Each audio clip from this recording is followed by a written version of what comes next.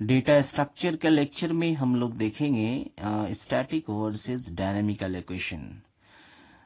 जब भी हम मेमोरी एलोकेट करते हैं तो उसमें दो तरह की बातें आती हैं, कि स्टैटिक एलोकेशन और दूसरा डायनामिक एलोकेशन।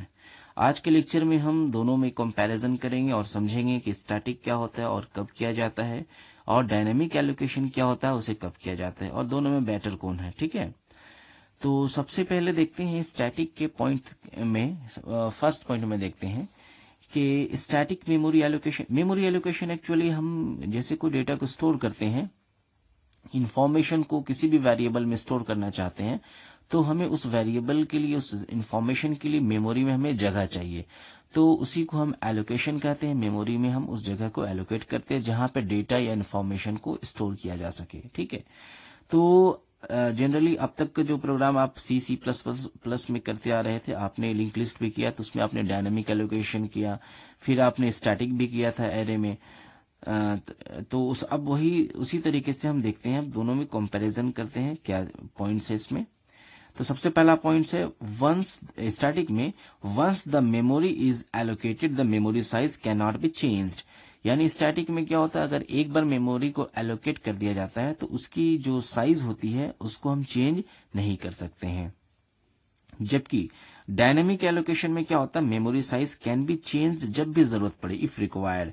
यानी मेमोरी साइज जो हम लेते हैं डायनेमिक एलोकेशन में, तो जितनी इंफॉर्मेशन रखनी हो, जितनी नोड रखना हो, उतनी जरूरत ठीक है। लेकिन अगर बाद में फिर से और कुछ एक्स्ट्रा नोड आ गए तो वहां पे जो है साइज जो है वो ग्रो कर सकता है, इसलिए इसको हम डायनेमिक एलोकेशन कहते हैं। ठीक है, दूसरा पॉइंट जो है, वेरिएबल्स गेट एलोकेटेड परमानेंटली। यानी जो वेरिएबल्स जो होता है, जो एलोकेट मेमोरी में होता है, वो परमानेंटली हो जाता है स्टैटिक में।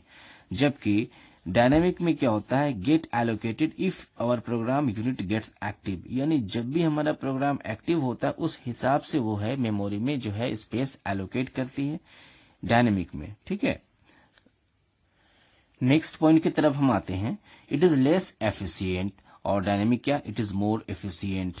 लेस एफिशिएंट का मतलब क्या होता है, ये जो एफिशिएंसी है, परफॉर्मेंस है, ये इसकी कम है। क्यों? क्योंकि इसकी हम साइज को नहीं बढ़ा सकते हैं रन टाइम में, और इसमें जो एक बार वेरिएबल जो एक्टिव हो जाता है, स्टोर हो जाता है, उसको फिर वो परमानेंट स्टोर हो जाता है।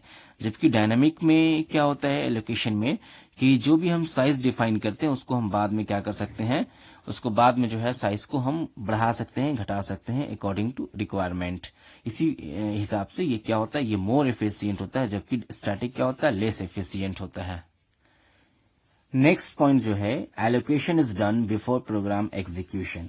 यानी मेमोरी जो एलोकेट करेंगी वो प्रोग्राम के एग्जीक्यूशन के पहले होगी। दैट मीन्स जो है वो डिजाइन टाइम में हम एलोकेट करते हैं, और जब वो प्रोग्राम एग्जीक्यूट करने के पहले ही एलोकेशन जो है उसमें एलोकेट करती है। Dynamic allocation is done during program execution. जैसे प्रोग्राम हमारा एग्जीक्यूट कर रहा होगा, प्रोग्राम रन कर रहा होगा, उस वक्त क्या होगा, जो मेमोरी एलोकेशन उस वक्त अकर होगी, और मेमोरी एलोकेट होगा और इंफॉर्मेशन स्टोर होगा। नेक्स्ट पॉइंट देखते हैं, no memory reusability. That means जो मेमोरी एक बार किसी वेरिएबल के लिए फिक्स्ड हो गया वो उसी के लिए हो गया, उसका हम जो है रीयूजेबिलिटी नहीं कर सकते। जबकि इसमें क्या है, इस डायनामिक में रीयूजेबिलिटी पॉसिबल है, और मेमोरी कैन बी फ्रीड।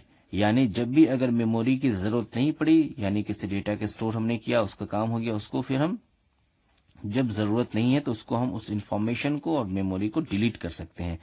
तो ये डायनामिक में ये ज्यादा जो हमें एडवांटेजेस मिल रहा है। जब हम दोनों को कंपैरिजन करते हैं तो डेफिनेटली इसको हम देखते हैं कि जो डायनामिक मेमोरी एलोकेशन है वो स्टैटिक से बहुत ज्यादा इफिशिएंट है, इसकी साइज में, इसके एलोकेशन के हिसाब से, इसकी रीयूजेबिलिटी के हिसाब से, और फ्री करने के हिसाब से। ठीक है, तो इस तरीके से इसकी हम एग्जांपल जो स्टैटिक एरे में करते हैं, और इसकी जो एग्जांपल है वो लिंक लिस्ट में हम शो करते हैं। तो स्टैटिक मेमोरी एलोकेशन और डायनेमिक मेमोरी एलोकेशन का हमने कंपैरिजन किया, और दोनों में जो बेहतर है वो है डायनेमिक मेमोरी एलोकेशन।